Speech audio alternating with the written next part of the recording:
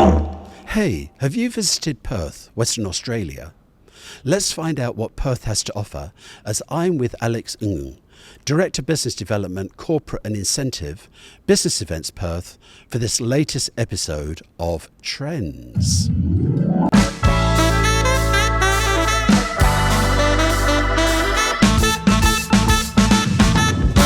Alex, Business Events Perth. Yep. Why should we go to Perth and what's on offer for MICE? Well, I would say that Perth, David, have you been there to Perth before? I actually haven't. It's on my checklist to go, but that's why I'd like to know what's on offer. Well, there is actually a lot on offer in Perth in Western Australia. Perhaps, just to start with the usual spiel, that is, for Perth, for Western Australia, over the last decade, billions of dollars have actually been invested in many new and major infrastructures, such as the Perth International Airport has been fully refurbished. We have a brand new Optus Stadium, which can seat 60,000 people and have 20 over meeting and function spaces.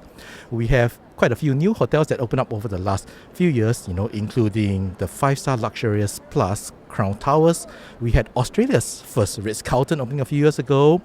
We have, the Western Perth, a new Doubletree by Hilton Perth waterfront, which overlooks the Swan River.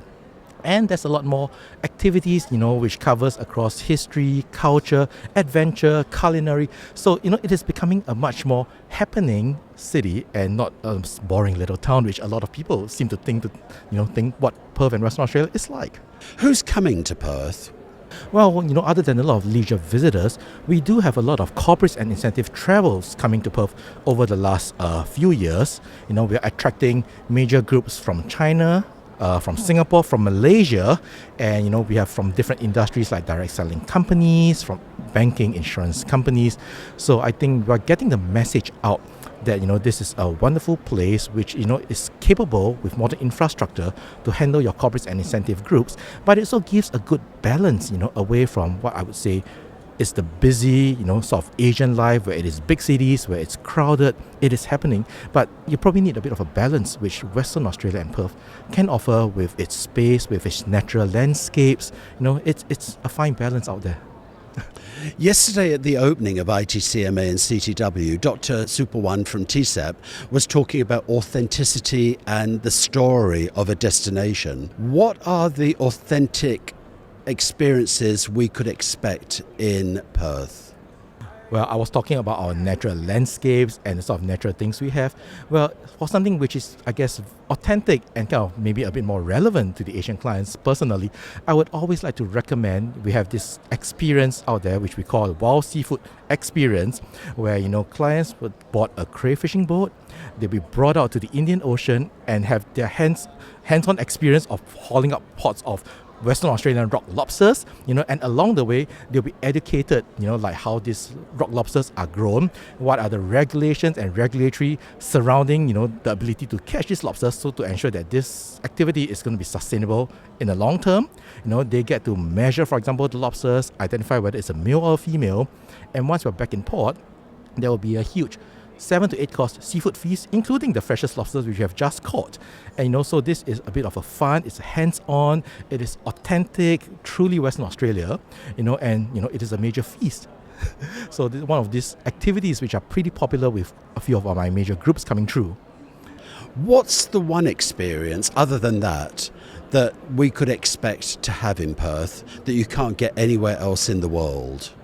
Well, in that case, I guess the other one would be perhaps some experience with our local Indigenous elders, because in Western Australia, we have arguably the world's oldest Indigenous culture, which ranges over 60,000 years old. So this last couple of years, Indigenous tourism is becoming quite a thing in That's Australia. That's the Aboriginal It's the Indigenous it's Aboriginal. culture. It's the First Nations communities. So what we have been all working on with the First Nations communities and the elders are to come up with a range of different activities which they could engage in, especially in a city, because to them, to all these elders, this is the land where their ancestors have grown up, and there's many stories to tell. And the Aboriginal culture in Australia, personally, I find it a very unique one. And I think what we are all doing recently across Australia, not just Western Australia, is that we are adding, for example, the local Aboriginal name to the English name to really recognize and celebrate this history and this culture. For example, the Aboriginal name for Perth is actually Bolu. I got that right. And so these, elders, depending on which part of the city you're in, it could be in Kings Park, it could be in the Optus Stadium, it could be down by the Swan River.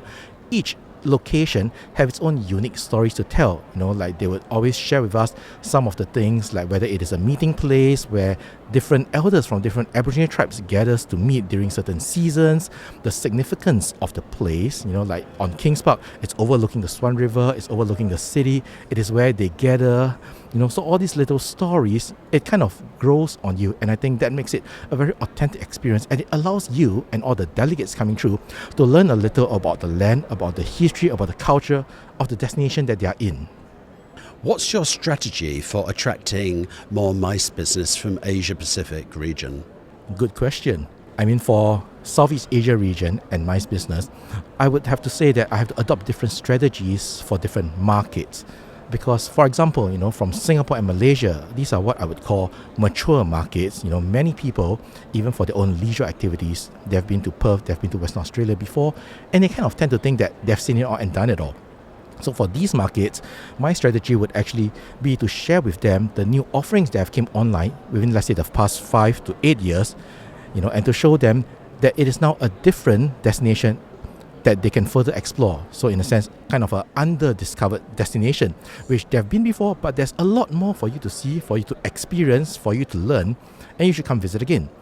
For other markets, such as Thailand, Vietnam, Philippines, for instance, where it is a relatively unknown destination, where I have a totally brand new destination to sell, where depending on what the clients, what your requirements are, what you're looking for, there's a whole list of recommendations I could offer, and hopefully I'll bring you across and you can enjoy some of these. How about the two giants of tourism source markets, China and India? China, we have been getting a lot of them, over the last couple of years. And I guess I put that down to the fact that we have been marketing Western Australia in China for over the last decade, really.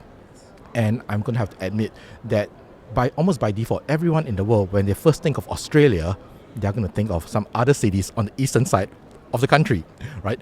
So a lot of these customers, especially the corporates and incentive clients, they have been to these other major cities already. And they love Australia. Australia is a safe, it's a welcoming country, great weather, great food. So we go out there and tell people that now that you have visited some other parts of Australia, why not? There is a brand new destination. It's Western Australia, it's Perth. Why not hop over, take a look? We have a different offering from the other big cities. There's good balance, there's majestic landscapes. You still get the same friendliness, you get the same friendly people, you get your friendly animals, the kangaroos, and not to forget, we have the quokkas. Are you aware of what the quokka is, David? Good, because that's one of the unique things which we love to sell, because a quokka is the same family as the kangaroo, except that it's probably only about this tall. Really? It's known as the happiest animal on earth because their bone structure means that they're always smiling. So the last few years, if you look up quokka selfies, on Google or things like that, you find that there's a lot of people trying to take their selfies with the quokkas, which are unique and special only to Rottnest Island in Western Australia. Wow. So that's becoming a pretty big draw card, and in markets like China, that's one of the things that it's almost like you have to come and you have to do it. And of course, like you said, for the next major market, India, well, it's a bit of a different story there. It is a market with huge potential, which we are looking to develop and to grow. So it's for Western Australia, I think we are largely unknown in India, even for leisure. So, our partners, Tourism Western Australia, have been heavily promoting our destination in India over the last couple of years to some degree of success. We are seeing more and more Indian leisure visitors, self-drive visitors, visit Perth over the last 12 to 18 months. And from there, we've increased and enhanced awareness of what the destination could offer, and positive word of mouth spread. I believe the next step actually would be for MICE, corporates and incentive groups in India, to develop. So fingers crossed that I could get more numbers over in the coming months. You're saying that Perth is a great place for the natural environment, adventure, wildlife. How about sustainability? Is Business Events Perth leading the way in the green message with the private sector? Well, that is definitely something which we are trying to do And you know what, given the environment we are in, sustainability, legacies, these are fast becoming, some of the things and the pillars which most of our suppliers and operators are adhering to. And it's not just, a great add-on. So, some examples really is that, most of the businesses in Perth and the state, they are working on reducing the use of single-use, materials, single-use plastics and whatever not. Venues are trying to get green certifications.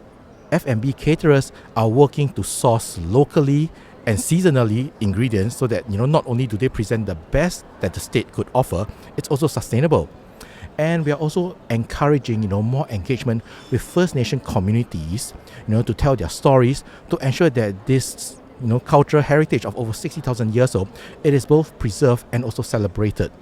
So I think these are some of the steps which at Business Events Perth, we are encouraging and we are linking our partners to these suppliers and experiences so that they could really enjoy and embrace that. And moreover, for the incentives that we offer, we are benchmarking some of these sustainability benchmarks into incentives we offer. For example, for every delegate that visits Western Australia for their business events, at the end of each year, Business Events Perth, we contribute a certain amount per delegate to the Gondwana Link project, which basically is to grow, I believe, the entire reforestation and expanding our natural footprint in the southern part of Western Australia. So, we contribute something to that project for every delegate that's come through. So this would also ensure that for every delegate that come across for their business events, they're also contributing to some responsible, sustainable travel and contributing to the long-term value of our state. Very good. Now, I love food. We all love food. We all love food.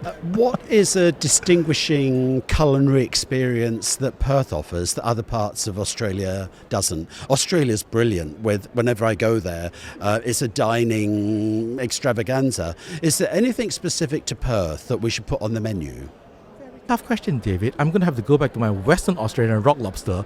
With that name, you probably know that that is on offer here where we are. Yeah. I mean, we do have oysters, but like you said, other parts have it. So I would go with the rock lobster, but I have our own beef, Harvey beef, which is grown in Western Australia, mouth bucket chicken. I know it's beef, it's chicken, but it is grown here, it's fresh, it's delicious. You have to come and try it, really. Alex, you've sold me with the lobster. Well, good to know that because that's my number one hit. Finally, what trends do you see in business events coming to Perth over the next year and next 5 years? Yep, I think some of the trends which you are seeing, there's this term which I've recently learned, which is the experience economy. You find that a lot of delegates, business events delegates, corporate and incentive delegates, they're looking for something beyond just, the norm conference room, the usual sightseeing type of stuff. Yeah. They're looking for something which is immersive, which is experiential, and, for which something which we connect more with the destination that they are in. And I think back to, the vast majestic landscape that we have, the Aboriginal culture, which is over 60,000 years old.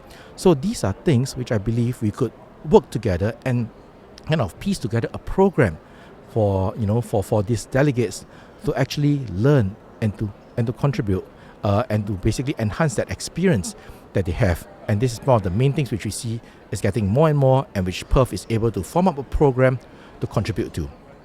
And of course, like you said, sustainability, it's almost becoming a non-negotiable thing, But over in Perth, again, given our natural environment, the focus that all our operators are having, little bits by little bits, we are working with the delegates, we are working with the event organizers to make it all happen. And at Business Events Perth, we just try to play a facilitation role to make sure that, this is something which we could all contribute for the longer term good of the industry and for our state. Alex, you sold me on Perth. Pack your bags. We're going to Perth. Thank you very much, and I hope to see you and the rest of you very soon in Perth in Western Australia. Alex, thanks very much for joining us at the Trends Pop-Up Studio at IT&CMA and CTW 2025. Keep up the great work promoting Perth and have a great day at the show. Thank you very much, David. Appreciate your time. Thank you.